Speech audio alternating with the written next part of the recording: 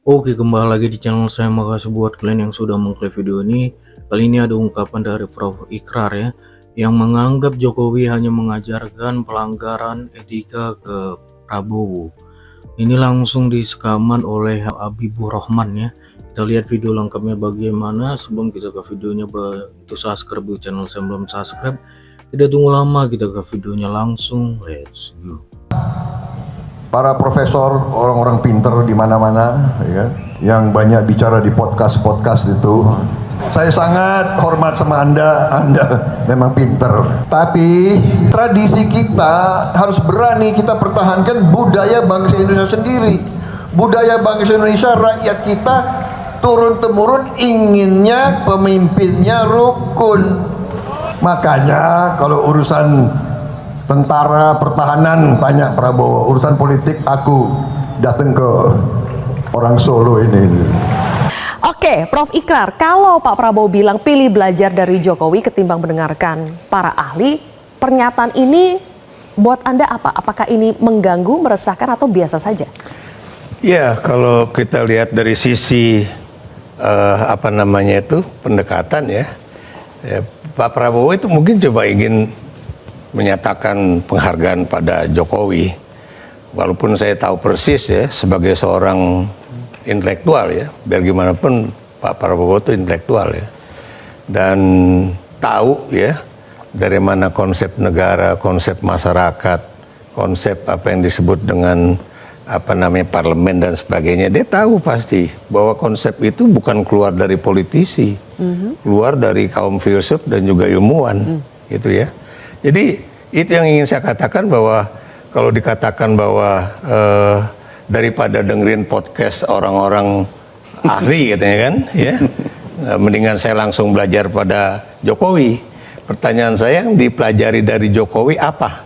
Kalau memang praktek politik yang dalam tanda kutip tanpa etika, bisa aja. Tapi kalau misalnya saya yang ditanya misalnya kan, apa yang terbaik ini, pasti akan bilang bahwa kita itu ada konstitusi, ada undang-undang, ada Pancasila. Kalau memang kita mau baik negeri ini, ikutilah aturan-aturan tersebut misalnya gitu kan. Tapi kalau memang kita mau misalnya mau seenaknya aja ngatur negara seenak udelnya tanpa memperhatikan hal-hal yang tadi saya katakan, kaedah-kaedah yang juga ada yang disebut dengan apa istilah itu, kalau Anda misalnya memberikan sesuatu, Anda juga akan memberikan sesuatu pada rakyat ya. Karena kami mendukung Anda, Anda juga harus memberikan suatu misalnya keadilan, kemakmuran, pemerataan dan sebagainya. Dan itu adanya memang dari kalangan-kalangan filsuf, budayawan, ilmuwan. Gitu. Bang Habib, sebetulnya pernyataan seperti itu. Saya jawab langsung. Ya, pertama menurut saya kita nggak bisa ya menafsirkan secara serampangan apa yang disampaikan Pak Prabowo. Bahwa Pak Prabowo menghargai pemikiran kaum-kaum intelektual itu jelas sangat nyata ya. Partai Gerindra itu ya dari dulu kuatnya di Dewan Pakar ya, yang menelurkan berbagai konsep, visi misi program kampanye termasuk yang terakhir Asta Cita dan lain sebagainya, itu Dewan Pakar ya, yang terdiri dari kaum intelektual. Pak Prabowo sendiri adalah seorang putra dari seorang intelektual ya, Pak Mitro, dan sejak remaja, sejak kecil memang dididik dalam tradisi intelektual ya. Kalau beliau mengatakan bahwa beliau belajar dari Pak Jokowi, itu juga nggak salah, karena hal tersebut memang sering disampaikan juga kepada kami secara internal, bahwa dalam konteks teori kepemimpinan memang beliau mengagumi Pak Jokowi ya. Misalnya bagaimana memanage pertemuan-pertemuan yang efektif dalam pengambilan keputusan-keputusan yang strategis ya, dalam situasi-situasi krisis dan lain sebagainya, itu maksimal sekali gitu loh Pak Jokowi. Kemudian bagaimana memanage waktu ya, sebagai presiden ya, bisa hampir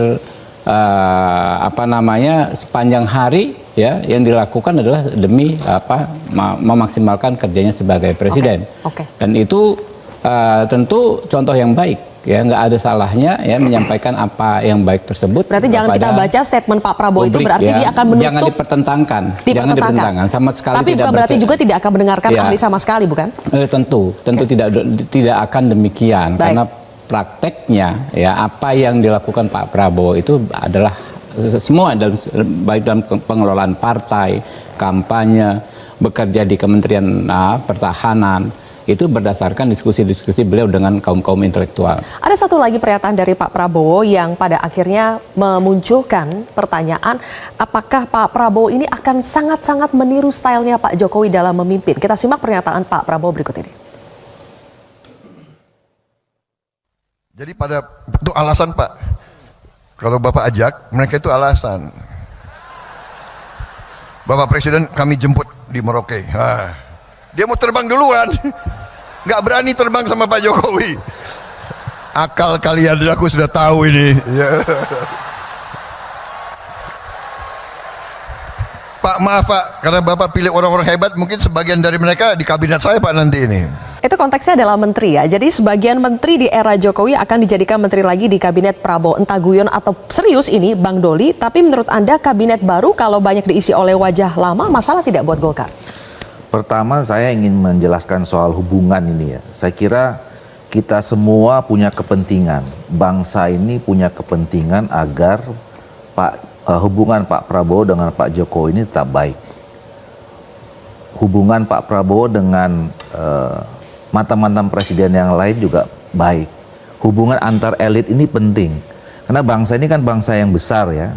Dan tantangan kita ke depan itu sebenarnya dengan negara kita ini kaya segala macam itu adalah kan soal perpecahan.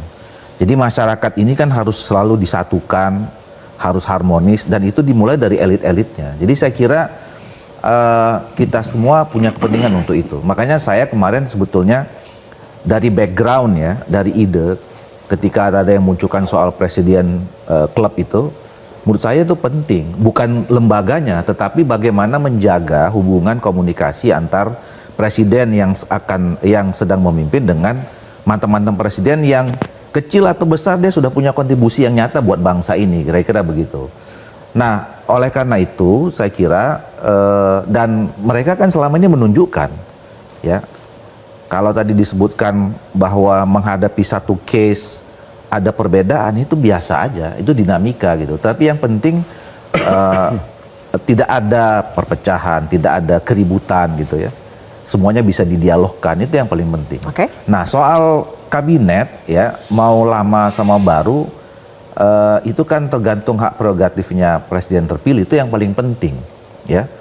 Saya kira Pak Prabowo sebagai presiden terpilih sudah punya ya preferensi lah ya, paling tidak 5 tahun terakhir dalam kabinet bersama dengan Pak Jokowi, dia bergaul dengan anggota kabinet yang lain. Pasti saya kira Pak Prabowo akan memilih yang terbaik ya. Siapapun nanti akan mengisi kabinet, apakah itu dari yang lama atau yang baru ya. Dan ini kan juga menunjukkan bahwa itu menjaga kesinambungan tadi itu ya. Nah, jadi saya kira nggak ada masalah buat kita kalau ya. Oke, itu dia videonya. Gimana menurut kalian? Coba komen di bawah, dan sampai bertemu di video saya selanjutnya. Buah.